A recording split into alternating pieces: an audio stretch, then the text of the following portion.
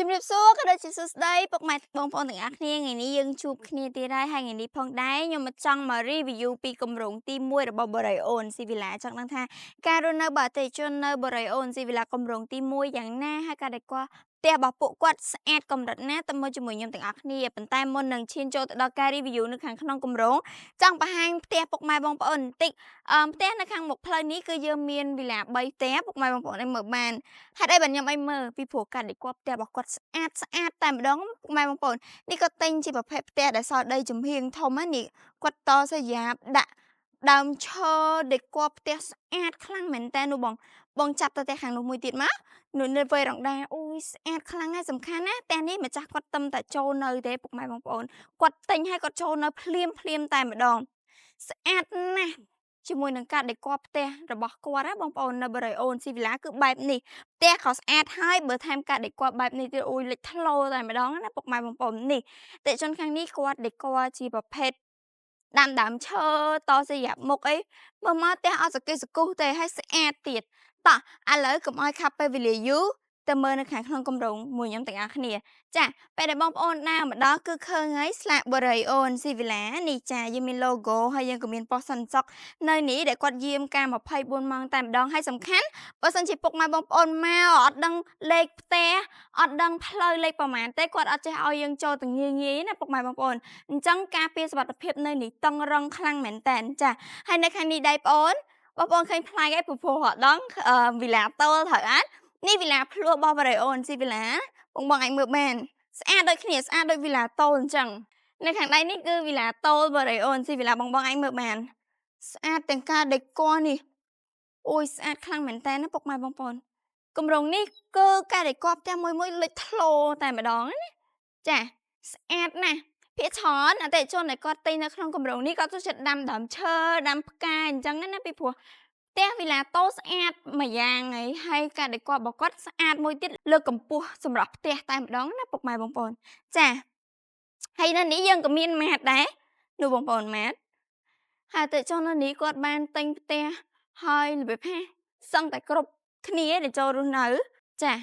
ផ្ទះនេះក៏ស្អាតដែរពុកម៉ែបងប្អូនគាត់ដាំជាប្រភេទដើមឈើម្យ៉ាងនៅមុខផ្ទះគាត់តែម្ដងដើម្បីលម្អមួយម៉ៃមើលបាន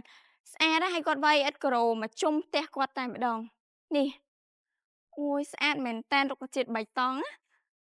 ចាតោះឥឡូវយើងទៅមើលបន្តទៀតណា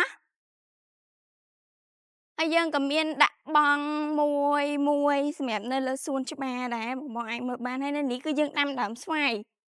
នេះតោះ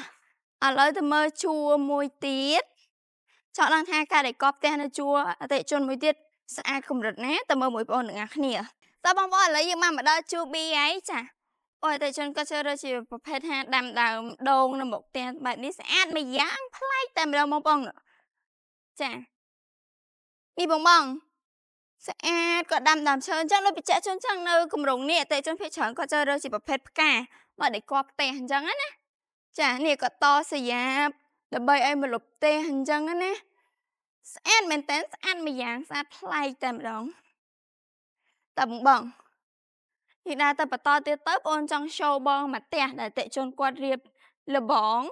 ការដេគ័រលបងការដេគ័រវេរ៉ង់ដារបស់គាត់ណានេះបងប្អូនស្អាតខ្លាំងមែនតើមើលមកដូចវីឡាតូដែលមានតម្លៃ30-40ម៉ឺនដុល្លារអញ្ចឹងប៉ុន្តែអត់ទេនៅ Boreon Sea Villa តម្លៃត្រឹមតែ12ម៉ឺនជាងទេនេះបងអូយស្អាតខ្លាំងមែនតើតែម្ដងនេះបើអត់ប្រាប់ខ្ញុំថាតម្លៃ12ម៉ឺនទេខ្ញុំអត់ជឿហ្មងខ្ញុំគិតថាតម្លៃ30-40ម៉ឺននេះបងមើលបានស្អាតខ្លាំងមែនតើណាហើយសំខាន់ទាំងនេះក៏ដាក់ទ្វារ root មួយទ្វារបើកខាងនេះមួយចាហើយគាត់ក៏ដេគ័រនៅវេរ៉ង់ដាខាងលើនោះដែរដាក់ជំពណ៌មាសចេះស្អាតណាបងប្អូននេះអាចមើលបានពូលរបស់គាត់ដាក់អូយស្អាតមែនតើអញ្ចឹងបងប្អូនបាន show បងនៅច្រក B ហើយទៅមើលនៅច្រកមួយទៀតទាំងអស់គ្នាតោះ let's go តើបងប្អូនឥឡូវយើងបានមកដល់ជួរមួយទៀតហើយសំខាន់ជួរនេះសម្រាប់បងប្អូនដែលចង់បានផ្ទះបញ្ញាប់ចូលរស់នៅទិញភ្លាមចូលរស់នៅភ្លាមយើងមានផ្ទះមួយប្លង់នៅជួរនេះហើយផ្ទះនេះងាយស្រួលមែនតើមានដេគ័រស្រាប់តែម្ដងចាស់គឺផ្ទះ A23 បងប្អូននេះអាចមើលបានណាផ្ទះយើងអត់នៅចុងគេទេចា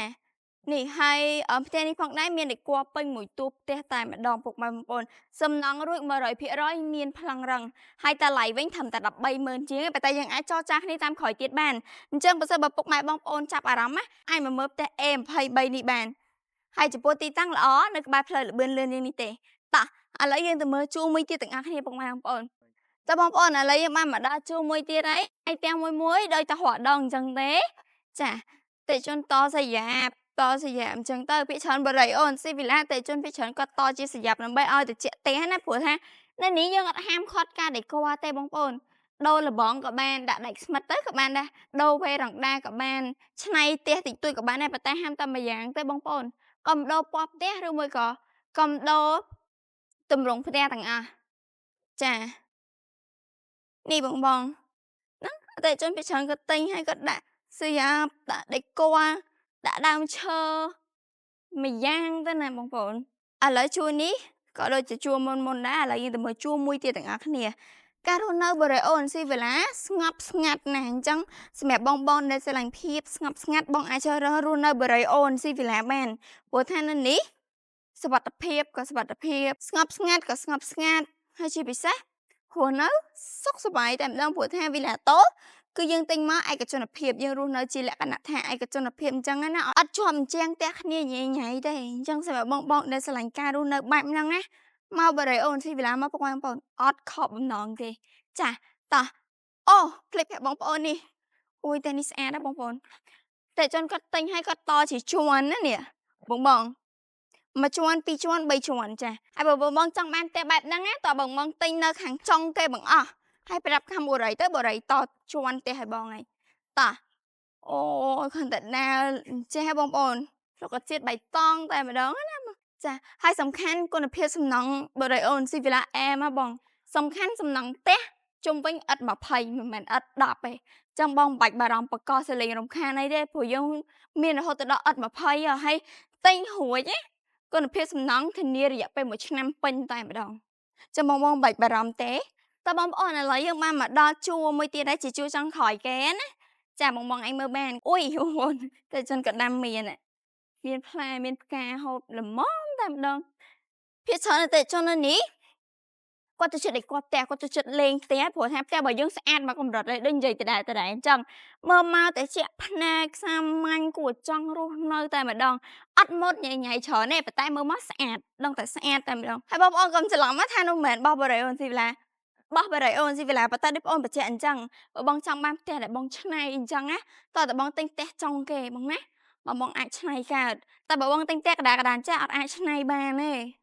ចានេះស្អាតម្យ៉ាងដូចនៅមាត់សមុទ្រចឹងបងប្អូននេះ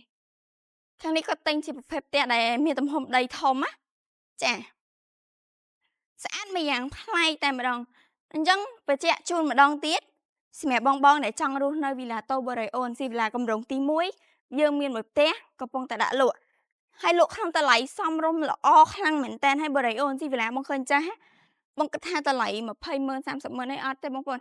តែ120,000ជាងឯងសំខាន់លក្ខខណ្ឌនៃការចូលរួមគឺងាយស្រួលខ្លាំងមែនតើបងចូលរួមមុនត្រឹមតែ5%ទេខ្លាយទៅជាម្ចាស់ផ្ទះវីឡាតូបានភ្លាមតែម្ដងជាមួយលក្ខខណ្ឌក៏ងាយស្រួលធានាទាំងគុណភាពសំណង់ទិញផ្ទះបានផ្ទះទិញផ្ទះបានប្លង់អញ្ចឹងបើសិនបើពុកម៉ែបងប្អូនចាប់អារម្មណ៍ការរស់នៅបូរីអូនស៊ីវីឡាបន្ទាប់ពីបងអូន review រួចរាល់ចាបងអាចមកជ្រើសរើសនៅបរិយអូនស៊ីវីឡាអាចអញ្ជើញមកសិក្សាផ្ទាល់ដល់ទីតាំងបរិយអត់គិតថ្លៃអីទាំងអស់រីករាយនឹងផ្ដល់ព័ត៌មានឲ្យពុកម៉ែបងប្អូនតែម្ដងអញ្ចឹងជួបគ្នានៅវីដេអូក្រោយទាំងអស់គ្នាអរគុណច្រើន